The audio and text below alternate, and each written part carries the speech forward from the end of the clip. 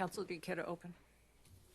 Thank you, Your Honor. Good afternoon, again, ladies and gentlemen. The assault the Commonwealth just described in their opening statement in only a few sentences. It never happened. Did not happen. There was no strangulation. There was no assault. There was no incident on December 2nd or any other day. There were 6 people in Mr. Diggs' home on December 2nd, and not one heard or saw anything out of the ordinary. The Commonwealth has no physical evidence. There are no medical records. There are no photos or videos showing any injuries. There are videos showing no injuries at all. Pay attention to where those came from. On December 16th, as the Commonwealth just said, Ms. Adams went to the police, and you will learn that after that, on the very day the complaint issued in this case, December 29th, demands for money from Mr. Diggs began coming from Ms. Adams' agents. Starting the end of December on the 29th with over $19,000, and then most recent being a sum for quite a bit more. My name, again, is Andrew Kettlewell, and with my partner, Ms. Silva, we represent Stefon Diggs, who I'm actually going to ask to stand up for a moment. Mr. Diggs is a 33-year-old professional football player and businessman. He played for the New England Patriots last year. He's from Maryland. He's joined here with his mother. Thank you. You're going to learn, ladies and gentlemen, that December 2nd, 2025 was a day like any other for Stefon Diggs. He was in a good mood. The Patriots had played the night before. They'd won. He played well. He was going to head into work on December 2nd, just like any other day after a game, for treatment, film review, team meetings. And that night, on December 2nd, 2025, he and his closest friends were scheduled to fly to Miami, Florida. That was for the 1 week off he had during the season, the 1 week of vacation. It's called a bye week. During that day, after he went to work, friends began arriving at his house, folks who were also joining him on the trip to Miami. There were other people in his house. One of those people who I expect you're going to hear from is his assistant, Janelle Salas. You'll hear people refer to her as Son. You're going to hear from Ms. Salas that for the entire afternoon, she was in Mr. Diggs' home in Dedham on Schoolmaster Street, sitting in the kind of main area, living room, kitchen area, watching people come and go. And she was getting things ready for the trip that night. Miss Adams, you're going to hear, was also in that house. She lived and worked in that house as Mr. Diggs' chef for the regular season. And that was from July 2025 to December 2025. That morning, Miss Adams was not happy. Instead, she was quietly seething about being left off that trip to Miami. I mentioned they were going to Miami that night and that Mr. Diggs is a businessman. In Miami, you're going to hear that there was an art show where a furniture line he collaborated with a person on was being displayed. But also in Miami, you're going to hear that Mr. Diggs had a birthday party. He had just turned 33, and that there was a week's worth of fun. And Miss Adams initially was expected to be on the trip, but she had been left off. And she'd been left off because she'd spent the previous several days feuding with that business partner from the furniture line who was in Miami. And that person's name is Lindsay. I'm going to get back to that in one moment. But why was Miss Adams so frustrated that morning? Why was she so upset about Mr. Diggs taking Miss Lindsay's side in a feud over hers? It's because Miss Adams wasn't just a chef. She had known Mr. Diggs for years previous to ever working for him. They had been friends, and at times they'd been friends with benefits. That relationship had led to Miss Adams getting the job to cook for Mr. Diggs. She got to live in the house. She went to games. She sat with the owners of an NFL team, went to parties. She was paid $2,000 a week in reimbursement for what she claimed she spent on groceries. And she had plenty of opportunity to talk to Mr. Diggs about trying to get him to invest in her to open her dream restaurant. As that season wore on, her place in Mr. Diggs' circle began to slip. And things came to a head in late November when that issue that I just mentioned, the feud between her and this person named Lindsay, popped up. That feud, it's about an anonymous blog post that was posted on the internet. Lindsay said that Miss Adams posted it. Miss Adams said Lindsay was the problem. The blog, the drama, all of that, it's not important to this case. What is important is that by December 2nd, 2025, Miss Adams was furious. She was upset about being left off the trip. She was upset about Mr. Diggs taking Lindsay's side over her in that argument.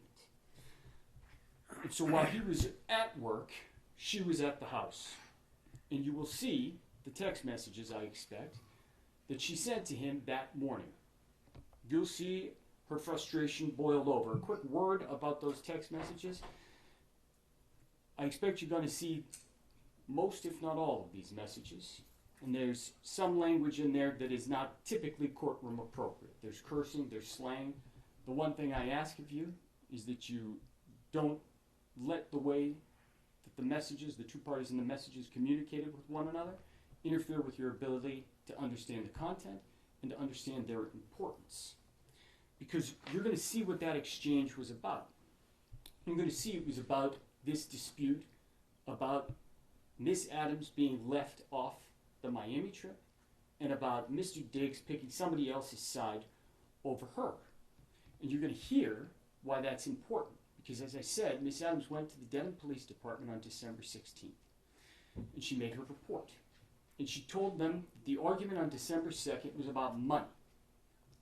She told them that's what the fight was about, over text and in real life, and that's how things got out of hand. She didn't mention Miami. Listen to what else she didn't mention. And 2 days later, she sent the Denham Police Department a screenshot of the text messages she said, and you just heard the Commonwealth say, led into that fight. Led over the phone to Mr. Diggs coming into her room and committing this offense. And you're going to see those messages that she sent to the Denham police. And I expect that what the evidence is going to show you, after you've seen those, after you've seen all the messages that she did not show to the Denham police, the evidence is going to show you that she curated the messages. She omitted some, she removed other messages before she sent them to the Denham police to fit her narrative. By the way, on December 2nd,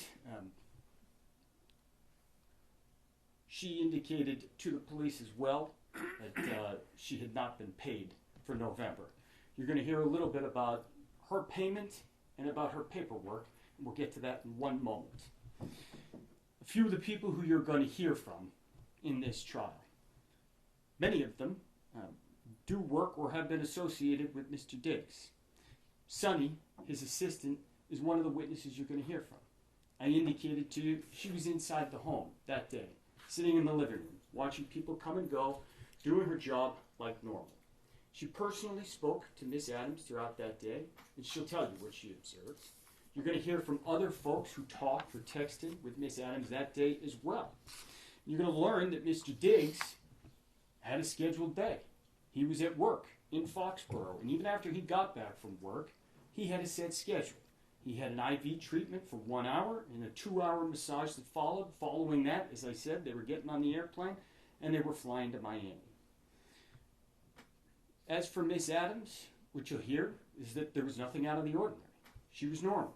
She cooked dinner for Mr. Diggs on December 2nd. She chatted on the phone and spent the afternoon and early evening in the house, and that night she flew to New York City to spend her week off with friends.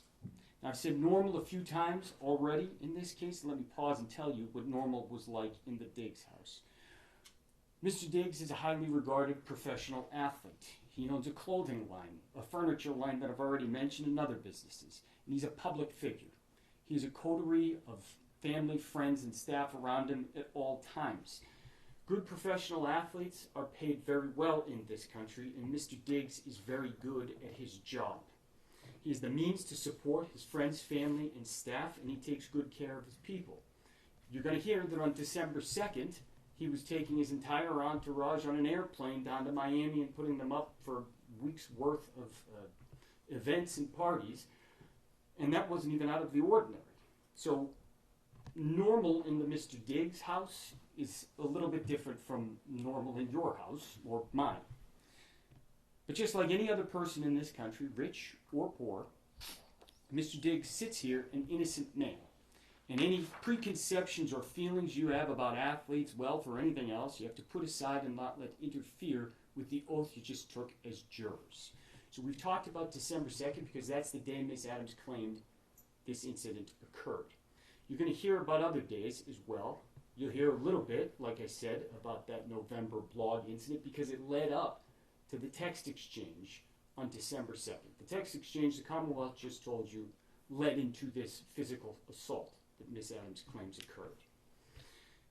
You also heard a moment ago that she flew to New York City that night. And I expect that you're going to hear from the people she stayed with in New York City. Their names are Shai Charles and Natalia Moses. They're both hairstylists who live in New York City, and you're going to see videos from Miss Adams' trip to New York City. Videos recorded only hours after she had landed, hours after this alleged incident had occurred. Videos from later that week, the next day, and a few days after that. And when you hear about those videos, ask yourself, what am I seeing? Where did the information come from? And what can it tell me?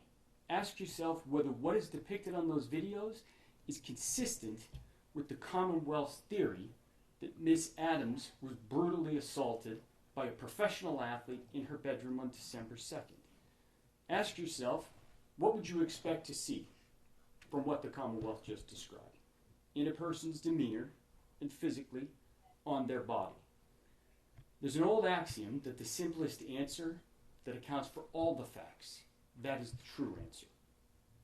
See if the Commonwealth theory accounts for all of the evidence that you're going to get to see over the next day and a half.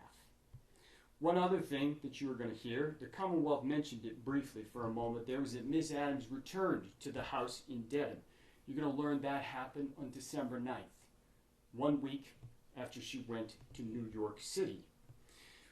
One thing you will learn about that return is that on December 16th, she told the police that she was only going there to pack her things. The evidence will show you that that was not true. She actually went back to work just like nothing had happened. Pay very close attention to the details surrounding her return on December 9th. How she got there, what she was doing, what happened after she got back to the house in the middle of the night at about 11:30 p.m. and walked in unaccompanied. Listen for those details about what she did then and what happened after, and ask yourself whether it tends to corroborate the story the Commonwealth just told you, that she was violently assaulted and strangled on December 2nd, or whether it instead suggests that nothing happened on December 2nd.